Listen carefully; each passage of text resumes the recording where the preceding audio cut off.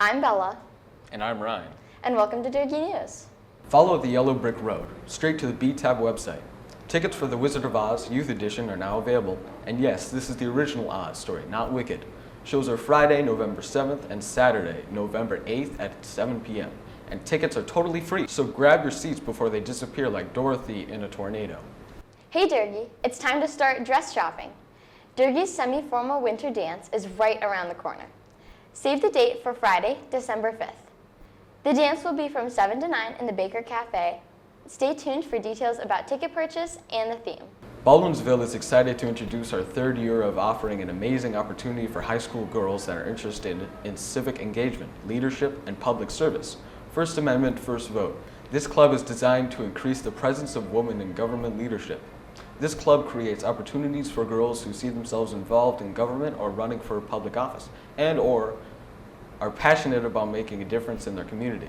All students who actively participate in the club and complete their role in the Civic Action Project will be eligible to receive 4 points toward the Seal of Civic Readiness on their diploma. Our next meeting will be on October 22nd. Student Council is sponsoring a Pink Out for Breast Cancer Awareness Month. On Friday, October 24th, dress head to toe in pink to show your support. Have you ever thought, oh, I can't wait to get out of here? Or, when I graduate, I'm moving as far away as possible. Turns out, some people would actually prefer to stick around. In fact, Durgee is home to a number of teachers that have returned to the Hive after graduating. Some Baldwinsville students celebrate the freedom from school when they graduate. They may go to college for a good job or just live with their parents for the rest of their lives. But some sneaky teachers actually came back. These fellow Beeville alumni snuck into their old school after college to teach the youth of BCSD for generations to come. Want to know these tricky bees who came back to the Hive? Let's find out together. Favorite memory here at Durgee versus what's your favorite memory here as a teacher? All right, let's see. So I went to Durgee in like 2002 and 2003. And I actually met my now husband when I was in 8th grade social studies class. So I should probably say that he's my favorite memory because obviously it worked out pretty well. Let's see. I think I would say last year my class did a really cool project where our students went to Reynolds Elementary and we worked with their students. And I think that was probably my favorite memory of being a teacher here. Okay, so what's the difference between being a student here than a teacher? I was a student here. I felt like we did a lot more like kind of like sitting quietly, working at our seat. There were a lot more like desks in rows. And I mean, I worked really hard. I liked school. So it was fine for me. But I think being a teacher here now and trying to be more interactive and doing group work and kind of being up out of our seats more often in a more hands-on way makes learning more fun. And I'm enjoying doing that from the teacher side. What is your name? Miss Raymond. Why did you decide to return to the Hive to teach? So I used to live in Rochester and I taught out there, but I wanted to move back closer to family. I loved being a bee, especially, my time at Durgee and Baker. I think it was just like such a great time for me to like really foster my friendships. I feel like I figured out what I wanted to be when I grew up. Which was better during your time in Baldwinsville, being a student or a teacher?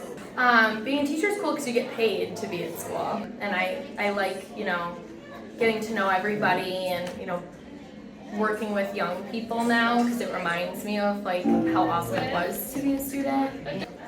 Do you think the district has improved since the last time you were here as a student? Oh my gosh, yes. I'm like so jealous of everyone here. Here at Durgee, I feel like there's so much more like course offerings. And the way that they're going to make this building look so amazing once the construction is finished is going to be really, really cool. My favorite memory at Durgee was the teachers here. All the teachers I had were great and fantastic. They were super helpful and kind, and I wanted to give back to Beeville in the same way. They impacted me in such great ways, from being coaches to helping me with my career choice in life and becoming a teacher, and I wanted to come back to a school that did the same for me and repeat those steps back. Student life is very different. You all have Chromebooks now. When I was here as a student, there was no Chromebooks. There was just one Chromebook cart for the whole school. If you wanted the Chromebook cart, our teacher would have to rent it out for the week or the day, and that's the only time we got to use it. Other than that, there was a computer lab that we could use that also had to be rented out. My favorite subject was math. I had, who now is Miss Young, her name was Miss Ogden, I had her for 2 years back to back. I took pre-algebra with her and algebra. And when I was in that class, my now co-worker, who was also my football coach at the time, was Mr. Stagnita. He was in that classroom too. A lot of good memories. It was a good group, and Miss Ogden was a great teacher. Well, now Miss Young, she's a great teacher. I had a couple favorite memories, but one that stood out the most was my 8th grade year, March 2016 it was when Clash Royale came out. Clash Royale is super popular again now, and I remember being in my study hall, and all study hall, everybody would just play Clash Royale, talk about how many trophies they would get. The whole school was in this one big clan in Clash Royale, and it was just so much fun during study halls and lunch to play with everybody and just have a good time. My name is Mrs. Glad, and I am a teaching assistant for 8th and 9th grade. What made you decide to come back to Baldwinsville to teach?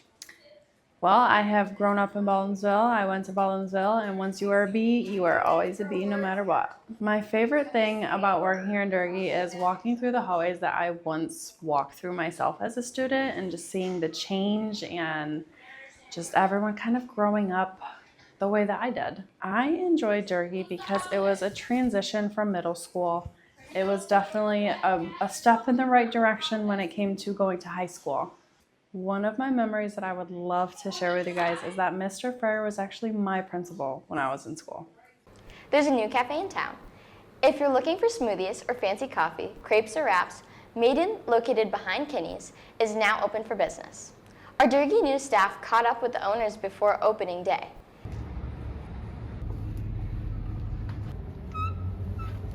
Sarah and I worked together in our past when we were both at SUNY Oswego.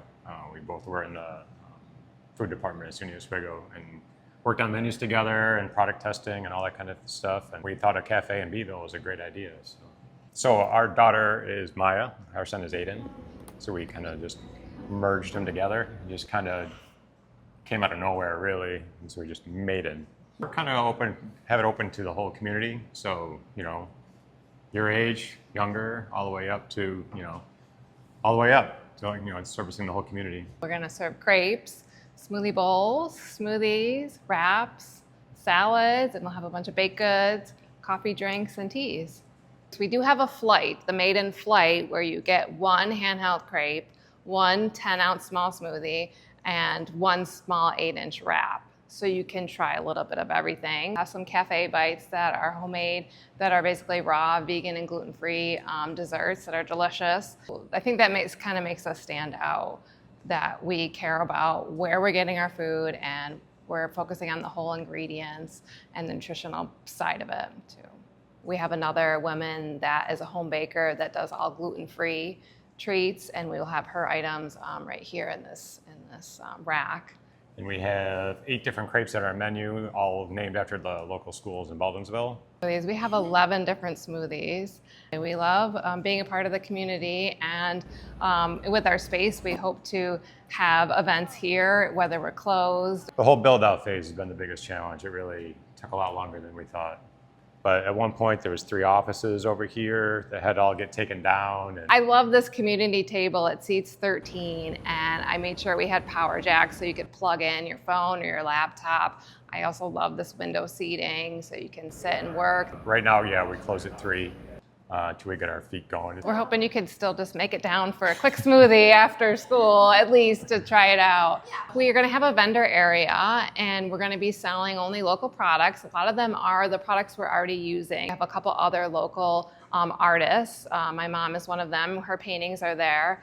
And we are selling some of the teas and honeys, just our connections we have already established for the cafe. We're just excited to welcome all Durgee students and all members of the community to our cafe soon. We can't wait to see you there. Let's be real, no one wants to start their morning standing in line, but those long waits to go through the threat detector, that might just be avoidable. We found out what's really setting off the scanners and how you can help keep the line moving. Hi, my name is Ava Carvalho, and I'm here with Officer Zapatello. What seems to always go off in the metal detectors? So from what I've been told, it looks like eyelash curlers and calculators and Chromebooks and calculators. Did I say calculators twice? Phones, water bottles. Seems like anything you guys are leaving in your bags. I'm here with Miss Hopkins. What is one thing that you always notice seems to always set off the metal detectors?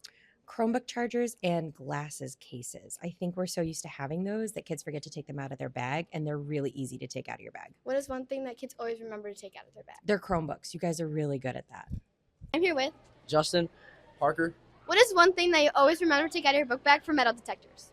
my Chromebook, My headphones, What do you always forget to take out? my calculator, my cologne. I'm here with Zayden, Zach, Greg. What is one thing that you always remember to take out of your book bag for the metal detectors? wait, my Chromebook, my Chromebook, What is one thing that you always forget to take out? my binder, nothing, my cologne. Have you noticed those weird posters in the hall? The ones about lumberjacks and donuts? Are you intrigued? Now that we've got your attention, here's the scoop. Have you seen those donut posters around the school? Yeah, What do you think they mean? I think it's some sort of cult. Have you seen the donut posters around the school? Yes, and they intimidate me. What do you think they mean? I think it's a cult conspiracy group made by the principal. Well, I thought they were for like a donut eating competition. Okay, but what's up with the donut posters? So the donut posters are your secret incentive. So the homeroom that reads the most has the opportunity to earn a prize.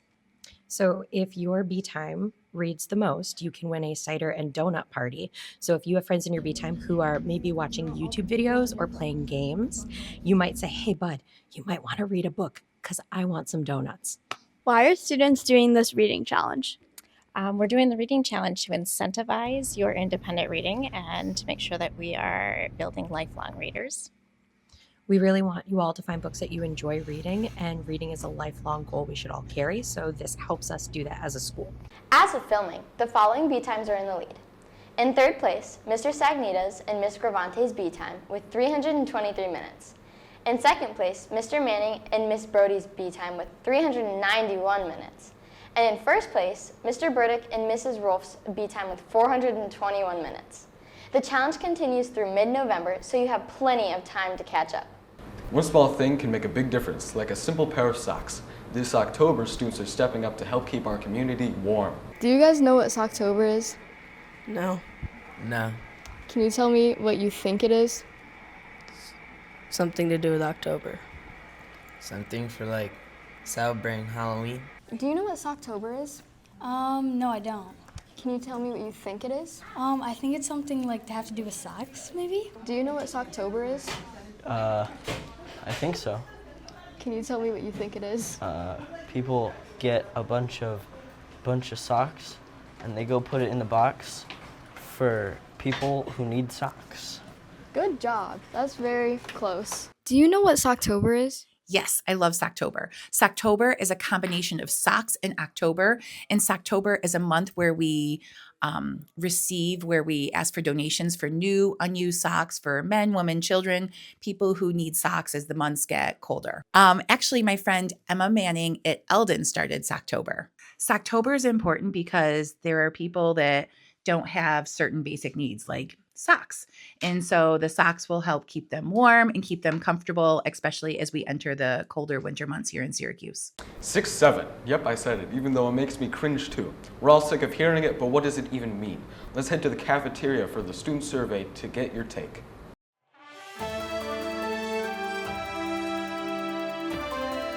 We are here with Lily Blair. Lily. Please tell me, what does 6-7 mean? Okay, so basically, it's like a meme that it's like about like a basketball player, I think, and it's like 6'7", you know? Okay, now tell me, why do people say 6-7? Because it's kind of like ironic now. Like at first it was really cringy, and now it's like kind of become a part of the like community. Perfect, thank you so much. Hello, and who am I here with? Natalie Reed. Leah Mackey. Okay, Leah and Natalie, please tell me, what does 6-7 mean? To be honest, 6'7", 6'7". I'd have to say about 6 or 7. 6'7". So please tell me, why do people say 6-7 so much? Because it was in a song and people thought it was really funny. Yeah. Thank you so much. Who am I here with? You're here with Tyler Newman. Okay, Tyler, please tell me, what does 6-7 mean? It means a lot of things. There's a song with it. There's a theory that it's LaMelo Ball's height. I don't really know though, but I just like to say 6'7".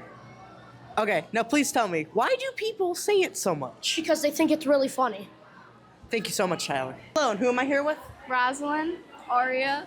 So tell me, Rosalind and Aria, what does 6'7" mean? It's a song. Yeah, it's a song. Totally. So why do people say 6'7"?